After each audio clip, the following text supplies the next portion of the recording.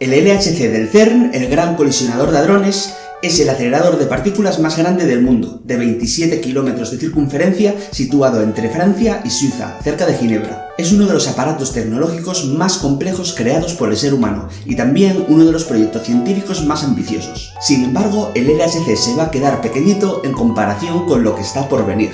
Ahora mismo os lo cuento.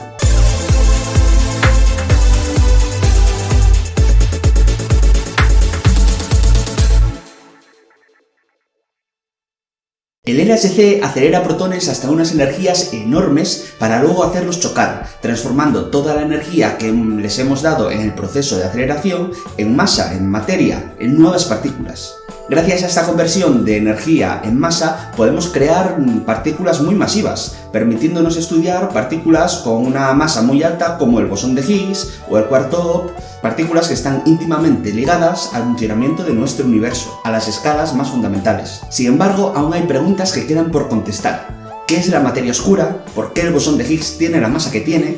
¿Cuáles son las diferencias entre materia y antimateria? En el LHC se siguen investigando estas cuestiones, pero de momento todas las observaciones están en un acuerdo muy perfecto con las predicciones del modelo estándar, y no tenemos ninguna pista de cuáles deben ser los próximos pasos para hacer avanzar el conocimiento hacia obtener respuestas para estas preguntas tan fundamentales. Pues bien, más allá de estudios de precisión de las propiedades del bosón de Higgs o del quark-top u otras partículas, un camino para seguir explorando las fronteras de nuestro conocimiento sería aumentar la energía que estamos explorando, es decir, colisionar protones a más y más energía, ir más allá de lo que llega el LHC. Si queremos hacer esto, tenemos dos opciones: o bien conseguimos imanes más potentes, lo cual nos permitiría mejorar el LHC y alcanzar una energía más alta, o bien construimos un acelerador de partículas más grande todavía. Como vamos a ver, el futuro del CERN pasa por ambas opciones. Hace unas semanas en el CERN hubo una reunión de científicos de todo el mundo que trabajan en proyectos para futuros aceleradores, en particular el FCC. El FCC será un nuevo superacelerador que se pretende construir aquí en el CERN y medirá más de 100 kilómetros de circunferencia. El túnel que albergará este acelerador tendrá que pasar por debajo del lago Le Mans, el lago de Ginebra,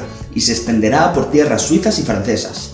El acelerador todavía es un proyecto, pero se espera aprobar pronto, hablamos de unos meses o un año. Si se aprueba, en los próximos años se empezará a construir el túnel, pero el acelerador no empezará a funcionar hasta dentro de unos 20 años y no nos dará colisiones a muy alta energía hasta seguramente dentro de unos 40 años. Es decir, que va a tardar tanto en llegar como mi jubilación.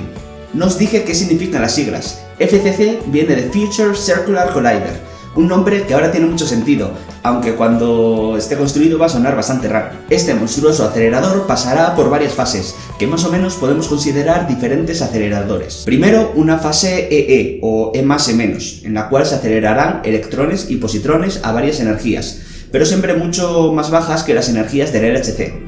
Estas energías estarán ajustadas para estudiar los bosones W y Z, el bosón de Higgs y el quark-top. Este acelerador sería la evolución del LEP, el antiguo acelerador de electrones y positrones del CERN. En la segunda fase se realizarán colisiones electrón-protón y servirá para estudiar la estructura interna de los protones, algo que ya se ha hecho en DESY, en Hamburgo, pero esto se realizará en el FCC a unas energías mucho mayores, en preparación para las colisiones entre protones de la última fase. Por último, una fase hadrón-hadrón, que por supuesto incluirá protón-protón, y aquí sí se llegarán a energías altísimas, de hasta 100 TeV, una energía que tenemos que comparar con los actuales 13 TeV del LHC. Esto nos permitirá extender las fronteras del conocimiento en términos de energía y nos permitirá realizar nuevos descubrimientos, en caso de que la naturaleza nos los proporcione, claro. Esta tercera fase será la evolución del LHC, pero ya os digo que para esta fase vamos a tener que esperar mucho, pero que mucho tiempo, y es que estos megaproyectos tardan muchos años en verse realizados. El diseño, la construcción del túnel, de los imanes, de los experimentos. Seguramente la cantidad de gente que trabajará directa o indirectamente para el FCC superará las 10.000 personas y serán muchas más en las últimas fases de construcción y cuando se ponga en marcha en la operación del acelerador. Pero el FCC no es el único megaproyecto.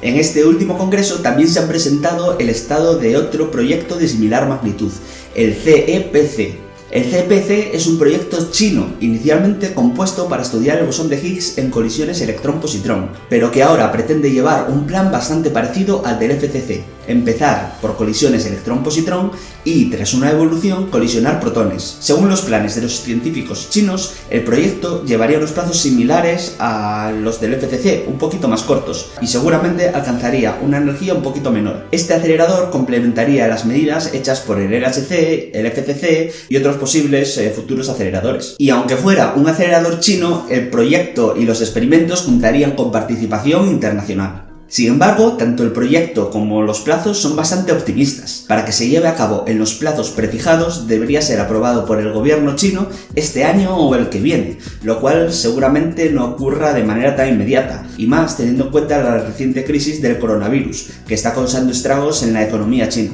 Además, construir un acelerador de partículas de tales dimensiones en China supone mucho más esfuerzo que hacerlo en el CERN, ya que el CERN cuenta con la infraestructura de aceleradores necesaria para dar soporte a un acelerador de tal tamaño. Es decir, en el CERN los protones parten de una botella de hidrógeno y se aceleran previamente en diferentes aceleradores como el PS y el SPS antes de llegar a inyectarse al LHC. Y para el FCC, el LHC sería el paso previo de la cadena de aceleradores, mientras que un acelerador chino como el CPC no contaría con toda esta infraestructura ya construida. En la descripción os dejo mucha más información acerca de estos proyectos por si os interesa profundizar. Bueno, y en estos enormes aceleradores, ¿qué detectores se construirían? ¿Cuál sería la evolución de experimentos como Atlas o CMS? Pues si estos detectores son ya enormes, el siguiente paso sería hacer detectores descomunales, con unas características totalmente fuera de serie. Actualmente hay dos detectores propuestos, IDEA y CLD, ambos pensados para las primeras fases del FCC o del CEPC,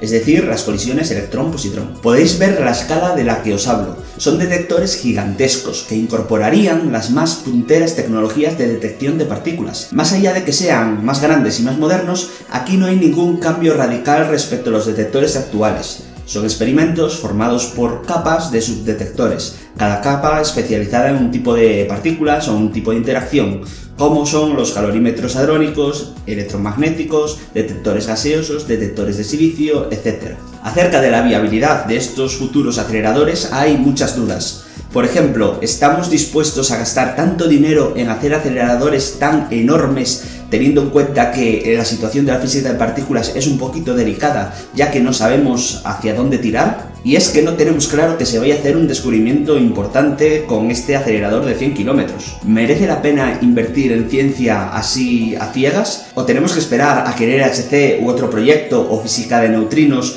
o astropartículas, nos dé alguna pista de cuál puede ser la siguiente partícula a ser descubierta? Esto es un debate muy interesante y muy vivo dentro de la comunidad de física de partículas. Si queréis, podéis dejarme vuestra opinión en los comentarios. No os olvidéis de suscribiros al canal y compartir este vídeo con un amigo. Un saludo y nos vemos muy pronto.